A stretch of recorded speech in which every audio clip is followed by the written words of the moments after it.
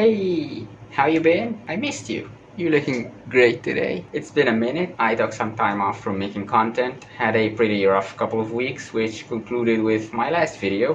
Go check it out. But I can't really stay inactive for too long or the algorithm buries my channel alive, so the hustle doesn't stop. I am back, and today I am reacting to the third episode of the best ever food review show Egypt series. And this one has some scenes that may be jarring to some people, so I'll be putting up warnings when appropriate. I'll make sure to let the editor know. I got you, homie! And without further ado, let's get into the video. They took our gear, police are stupid, yada yada yada, we get it, I'm skipping this part, you all know already. After being in Cairo for 2 days, My God! and after being stopped by multiple police who asked us to delete our footage, I think it's time to leave. But I'm not leaving Egypt. Oh no, we're jumping in a van, leaving Cairo, and driving to one of this country's most out-of-this-world sites. Today, I'm on a mission to buy and cook an entire camel. Are people eating this? Yes. 20 miles northwest of Cairo, about a 1-hour drive will bring you to a small village just on the edge of the delta's cultivated land. Burgash, home of Egypt's most grand camel market. Fridays are the best days, full of action, camels proudly displayed, and plenty of commerce. So in case you didn't know, here and in most Muslim countries, the week ends on Friday and starts on Saturday, not ending on Sunday and starting on Monday like in most Western cultures. So that's why it's busy here, because that's their weekend, kinda. And all that ends by 11 a.m., so we better hurry up. Before arriving, our local producer tells us to proceed with caution so as to not create suspicion among the local police. A quick word about our local producer. His name is Ahmed Sadiq. He was hired solely for the purpose of preparing and executing our Egypt production. In all my years of hiring producers and doing this show, I've never come across someone who's more incompetent. He's conniving and paranoid. So, when he says we have to be careful for police, I have no choice but to be paranoid too. All right, we are heading into the camel market. Right now, there are camels everywhere. We're trying to keep a low profile. So we have our phones, we have my mic, we're gonna head in. No idea what's gonna happen. Another point. Let's go.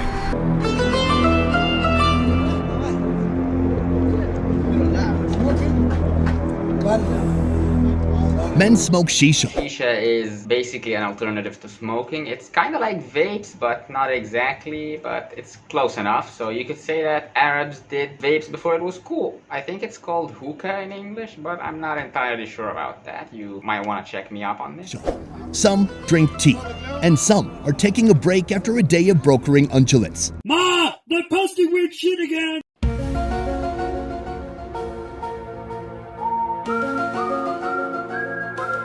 This is a rare moment of peace in a place that's made up of pure chaos. I suggest leaving your kids at home for this one. Burgash Camel Market. If you don't keep your head on a swivel, you will get trampled. Cash has been trading hands for camels for over 700 years on this very ground. Generation after generation, families all the way from Sudan, Ethiopia, and Somalia brought their best in show here. I didn't know it went that far. That's interesting. See, I'm learning new things here too. Right now we're in the camel market. I feel like I've traveled back in time about 100 years, maybe 1,000 years. It is wild here. It's pure chaos. There's loads of camels, people, they're shuffling them around. Sometimes they're beating them with sticks to get them to move. It's nothing like I've ever seen before. Our ultimate mission here is to go buy a camel. So we're headed to a vendor right now who is gonna provide us with a camel. We're gonna negotiate. I've heard the price is something like $1,500. So we're gonna go, we're gonna try to get a camel, and then see how much of the market we can explore before we absolutely have to get out of here. Call somebody to take you home. Look over your shoulder and go that way. This world might take you to a bad place. I want to point out that their music choice here is very clever. I see what you're doing, guys, and I support it, to be honest. Oh, man, what do you got there? Classic Egypt, am I right? Just kidding, it's fine not to want to be on camera, and he was polite asking about it even. This is the boss of the camel, brother from another mother. In spite of the pandemonium, no authority figures seem to really care that we're here. Maybe Ahmed was paranoid. You want camel? Or maybe we're just lucky. Camels are grouped according to who they belong to. The guy who looks like he owns them probably does. There are about 2,000 camels brought and sold here every week. They're marked with Arabic words, so the Gucci camels don't get mixed up with the Carhartts. Traded for cash or other livestock. These desert dwellers will be used for farming, riding, and for food. Which was pretty surprising to me when I found out about it the first time, because given how picky people are here with what kind of meat they eat, I just automatically assumed camels would be considered weird, because I thought it was weird, but clearly not. I mean, they do kind of fit the bill. They don't eat meat, so it should be okay to eat them. And they're not pork. Pork specifically is not allowed for some whatever reason. You eat the big one? Yes. Even the young also. How much is this? 30,000. So $2,000 to $3,000 for an entire camel. Yeah, the Egyptian pound is not doing great lately.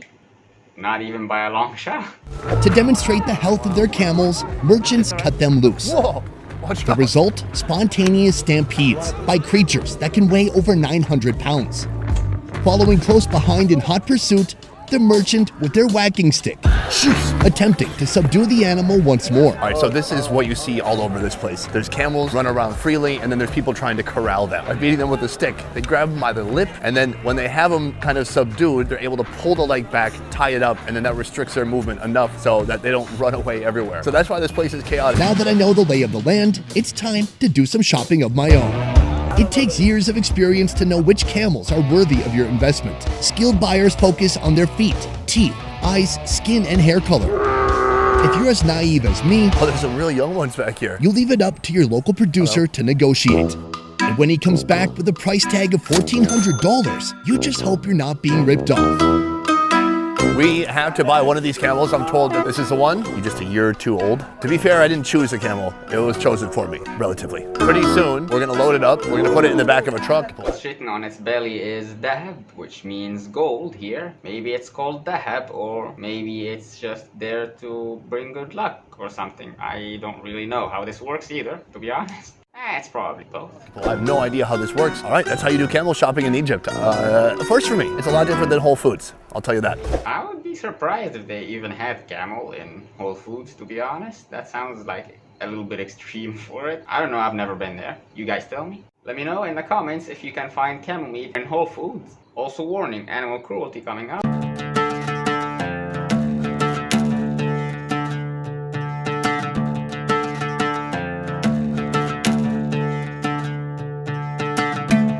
Like the pyramids, camels are a point of pride. Though that's not always clearly demonstrated, the handlers even show a little respect for the sacred animal, reciting Bismillah before shoving their full weight into the hapless creature.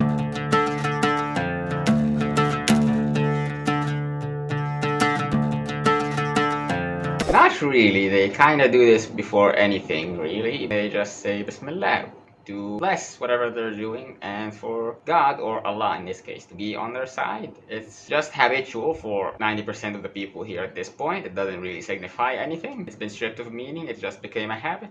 If they did hold any respect for the animal, or any kind of animal, they wouldn't be treating them like you see. I wish this was the end of my transaction, but instead, it's the start of a new problem. Ahmed, our local producer, has failed to properly negotiate with the locals. Now, he's quite literally being chased down. Liz, do you know what's going on? He's running away from people. Everyone's asking for money. Now that we're ready to go, some folks don't want us to leave until they get a little something for themselves. So right now, we have our camel. We're trying to leave. They won't let us leave. They're chasing down our local producer. Everybody wants money. Everyone wants to get paid. This is how it is everywhere. It's all smiles in the beginning until you leave. There's always something else.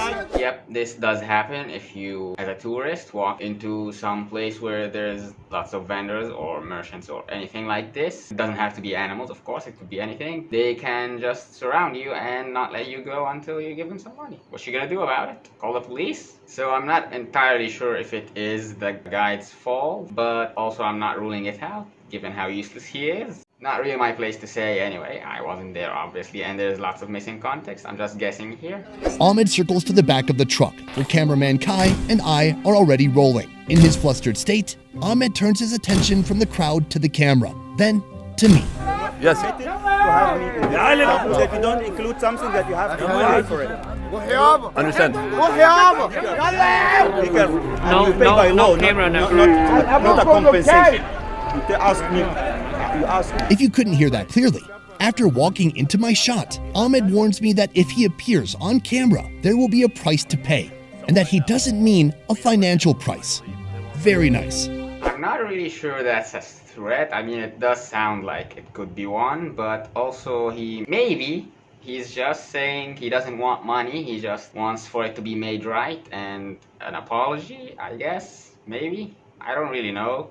It could mean either of those things, really. Also, I like how, to spite this guy, they gave out his name and a ton of shots of him in the beginning. It's always fun to watch T spill, not gonna lie. When you're in a new, chaotic, and near-lawless country, generally it'd be the local producer's job to create a sense of security. If you lose that too, then you're on your own. This is not how a production is supposed to go. Get used to it. So many things don't go the way they're supposed to here anyway. You're not special, buddy. All I care about now is getting my team out of this market in one piece. We have our camel now. This is a narrow escape. This is the camel market of Egypt. A once-in-a-lifetime experience. And once in a lifetime because I will never come back here again. Holy cow. We have the camel. It is definitely time to leave. The camel is on the way to its final destination. That's about 4 hours away. We're in the van. We're going there too. In the meantime, we've stopped here at a camel restaurant. It's a restaurant and a butchery. Let's take a look at what's going on here. First of all this camel parts. If you look inside here, there's liver, meat, it's part of the trachea or a heart. Beyond that, when you come here, can anybody guess what this is? Oh, I like it. They're gonna unwrap it. I hope they don't think I'm gonna buy it. I just bought a whole camel for a lot of money. Wow. You see the word written on the leg and a bunch of symbols. I'm assuming the symbols could be ritualistic of some kind, or like, not ritualistic, folklore. But what's written on it is Allah, and it's probably to bless the meat. They really believe in symbolism here, following in their ancestors' footsteps. Am I right? This is a whole camel leg right here, and a tail. Ugh. So I'm gonna guess it's a back leg. Really, dude? You've eaten sheep balls and you're disgusted by a camel tail? Really? So this is the raw meat. I'm gonna see if they can cook something up, something like camel liver. Camel liver is a pretty common breakfast and treat in this area, so I'm gonna see if I can get that. The camel liver is sliced into bite-sized chunks. Then it's stir-fried with olive oil, chopped green chilies, and tomato. Then seasoned with a 7-spice blend, including pepper, cumin, and cardamom. This is great. It looks incredible. Here is a bread. This is what you eat it with. I've had camel, but I've never had camel liver. Cut it nice and thin, and it looks quite tender. I'm gonna try it just plain to begin with. Hey, I've never tried this myself before, so I'm not gonna commentate on how it tastes. You're just gonna have to take it from Sani here. Wow, delicious. The seasonings they put on there is super savory, a little bit spicy. There's some chilies in here. What stands out most to me is the texture. The texture of liver can usually be kind of like almost mushy. It can like make your mouth dry while you're eating it, but here it's really snappy. So I'm gonna break some of the bread off. I'm gonna grab some pieces, and that looks real nice. Really unique texture. This is fascinating because, you know, a camel, they can go months without drinking water. I mean, I do believe the liver is part of that, as well as their hump. They've got nice humps. Egypt is predominantly desert. Seriously, like 96%. Most of it looks like this: infertile, sandy, dry. Yeah, which gets really fucking boring after a while because there's nothing new to see ever, and it's not even that pretty, and it's fucking hot, and the dust makes you allergic and gets into your stuff, and it just sucks. Not surprisingly, all the life in Egypt, human and otherwise, springs up near water, especially around the Nile River. But dotted throughout the land, you can find these. Welcome to the Oasis, a fertile spot within a vast wasteland. 250 miles from Cairo, we hit Bahariya Oasis, home to about 27,000. Okay, Bahariya means sea or marine. Speaking of, fun fact, there's somewhere in Egypt, I think it's close to this oasis, but I'm not entirely sure. I suck at geography. Anyway, there's a place in the desert that's called Valley of the Whales because they have whale skeletons in there from when it was a sea, which I'm guessing, I don't know if it is true, but I'm guessing this oasis was named from this fact.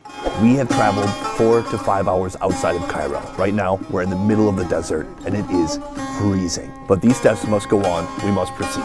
The next steps, we've come to a small community. The plan is to prepare the camel tonight, marinate it, let it sit, and then tomorrow it's going to be cooked, and many people from the community will enjoy it together. But the first step is to slaughter it.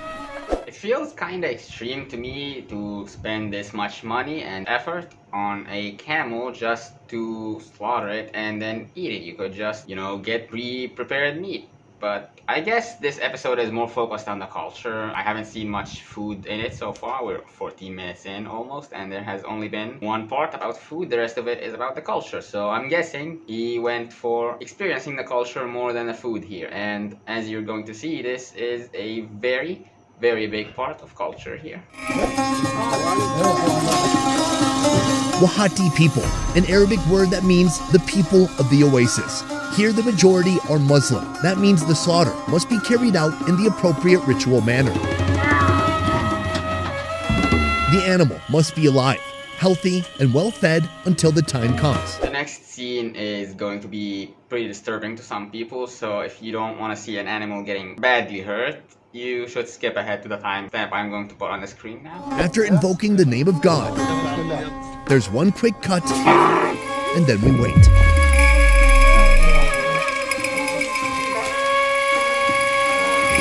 This platform you're watching now censors videos based on Western norms only. But around the world, a sight like this is not shocking nor sensational. It's a part of life that, at least in this culture, no one is too young to witness.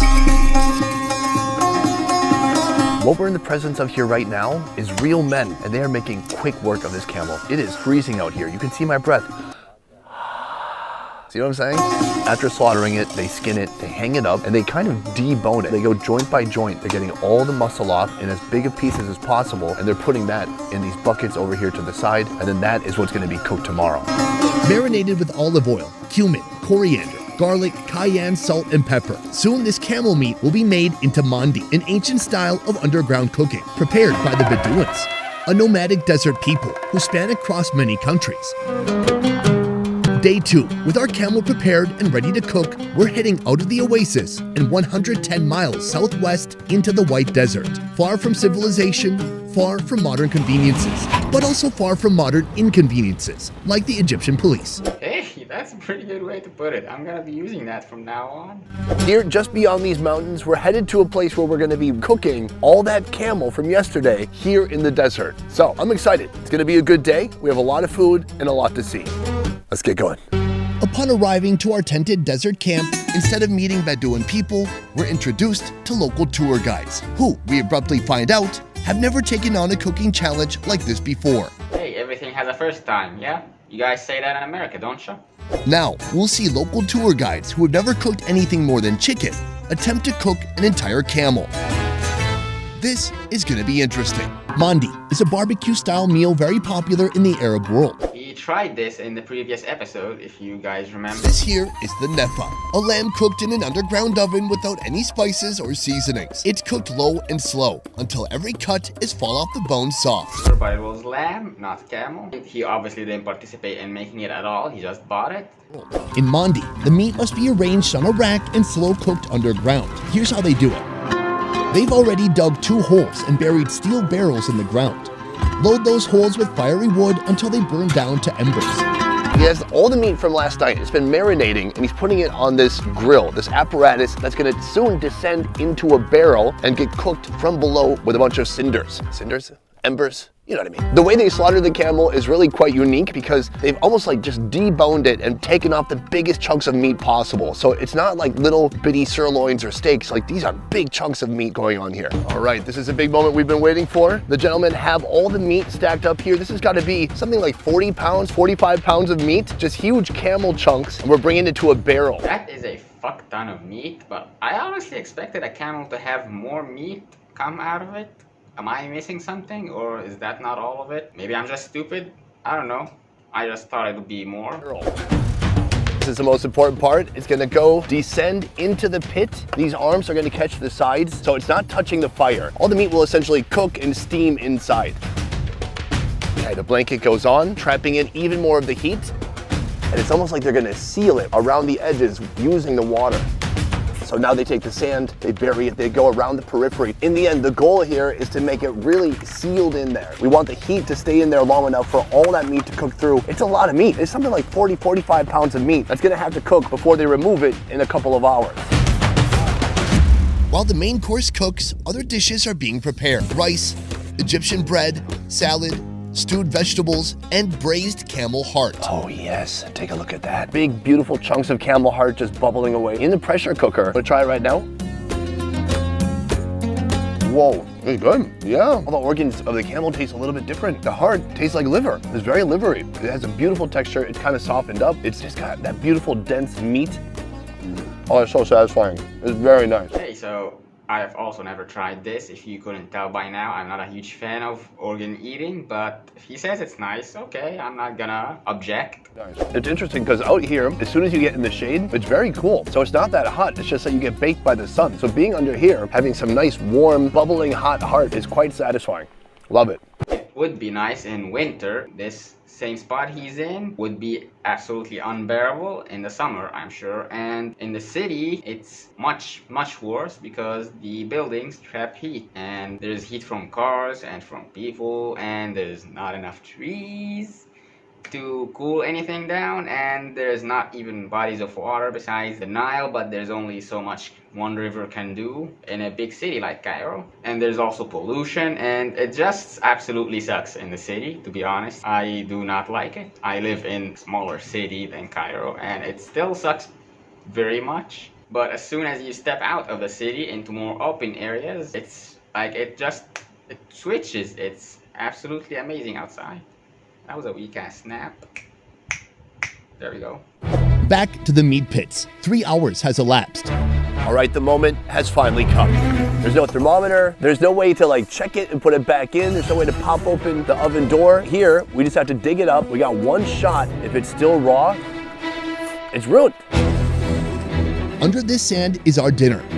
Has this team pulled it off? Oh, you can see the steam billowing out from the hole. Will the meat be cooked through? All that remains is the lid to be popped off, and we're gonna see the meat.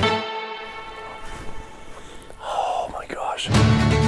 The meat looks completely different from before. You can see it's really cooked down from the heat. Oh yes, this looks incredible. The next move, put it on the platter. This was once the lid, and then now this is where the meat is gonna sit. Did I pull some off? Wait, really? Yeah. The meat has become so soft. The fat is tender, juicy, and rendered down. Look at that. Slow cooked, beautiful, steamed, smoky. You take some, you take some, I'll take some. Cheers. Oh man, that is awesome. So far, out of all the foods he has tried in Egypt, and I haven't, I'm only excited about mandi, to be honest. The rest of the stuff is questionable to me, and I'm probably never gonna touch it, even if I get a chance to. Fatty, tender, smoky, delicious, juicy camel meat straight out of a freaking hole in the Sahara Desert. It doesn't get better than that. Well done, my man. Wow. It's pretty obvious in his demeanor that he's absolutely glad to be with people who can understand him without having to have a middle link. These guys are two guys and they understand and speak English with him, and you can see on him that he's absolutely loving it. It's a breath of fresh air for him, and I feel for him, to be honest. It sucks absolute ass to be somewhere where you're not even able to communicate with people due to language barriers. I know how it feels. It sucks. Gentlemen, thank you so much for this opportunity. It's a pleasure to be here hanging out with you. You are welcome. Also, this guy's voice is so soothing. What the hell? I love it. Thank you. This is great. So first of all, the camel looks amazing. This is an incredible meal. We have all the camel here. How do we start? In Bahariya Oasis, first we can eat vegetable and salad, and after we can eat it rice with the meat. You should start an ASMR channel. You'd be great at it. Oh, literally taking all of my willpower to not dig into the meat that's right in front of me. It's like a delicious coleslaw. Oh, so this is potatoes, some other vegetables in here. Oh, and there is some zucchini. It's steamed, it's got salt, it's got tomatoes to add a little bit of acid. It's really good. Which one you choose to eat from here? Oh, I can pick? Let's go with this one. Oh, no knife or anything. He's really ripping apart this meat. Utensils are for pussies anyway. A lot of Egyptian food is eaten by hand. I mean, you could use utensils if you want, but it works anyway. Just this one big chunk of meat is probably enough for all of us to eat. This is incredible. There's fatty bits, there's protein. All of it's getting mixed with the rice. That looks gorgeous. Try it out. Oh, delicious. Incredible. I've had camel before, but never like this. Man, the taste is so delightfully smoky, and there's some subtle spices. It's such a unique kind of meat. Would you compare camel to beef, to goat, to sheep? No, this is different. Different from everything. Yeah. Yeah, I agree. I really like this guy. His energy is so calm, and his voice, as I said, is soothing. He reminds me of Nacho Varga from Breaking Bad and Better Call Saul. Yeah, he sounds a lot like him. That sounds like a you problem, because you're gonna need a bigger stick, old man. It's hard to pinpoint it. The texture is kind of like beef, but it doesn't taste beefy. I'm amazed. Like every bite is a little bit different. And I love that since they're cooking it in these huge chunks of meat, it really retains a lot of its moisture. I mean, this is like one whole big chunk of camel. I don't know which part this is. From here. The shoulder. Really? Yeah. You know? So I think that's the key to this unique style of cooking is like keeping it all in one piece like this so that when you steam it for a long time, inside you've got something that looks incredibly juicy. Oh yeah. So you guys usually do chicken, you do smaller animals. Today you took on a whole camel. That's outrageous. That's wild. I thought leaving Cairo would be the perfect way to put our problems behind us. In the end, I was introduced to a whole list of new ones. Pay by load, not a compensation. But I'll take local squabbles over police interactions any day. I'm thinking, as long as we're in Egypt, it's probably best to stay in the countryside, More like the desert side. far from police. Gentlemen, I want to say thank you again. Shukran. This is a great experience for me. I can see why people like coming out here. I mean, places like Cairo, it's busy, it's loud, it's noisy, it's chaotic, and I like that too. But sometimes you need a break. And then here, it's completely peaceful. And there's something really interesting. Like when everyone's quiet, it's real silence. Yeah, deserts are super quiet. It's almost uncanny, but also it's beautiful. Right now, the camel butchering is taking place just a few meters from here. Meters? What am I, Canadian? I meant feet. Listen, dude, your measurement system sucks, okay? Even drug dealers stopped using it. Get out of here. Welcome. Hey, Welcome. thank you. No touch. One touch? No. One touch?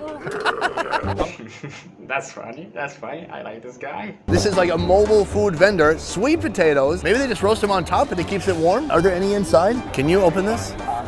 Open. هذه الكرتونة كاتمة البخار بتسوي البطاطا بحطها من تحت بتهيك بتطلع بطاطا مستوية. Guys.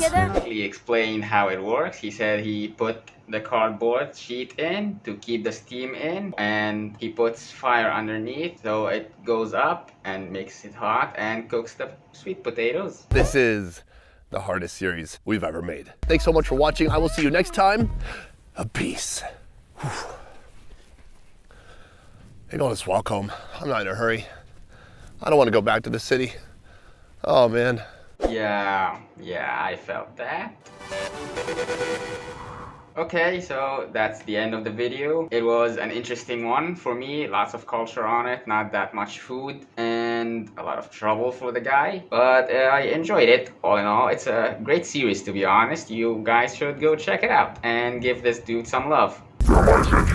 Maybe he can notice me one day. Anyway, thank you for watching. If you have any questions or suggestions, leave it down in the comments below. I read and respond to all comments, or most of them. Leave a like if you did. And yeah, that's about it. Take care. Oh, and I always forget to say this part. Stay tuned for part 4, the last part of it, next time.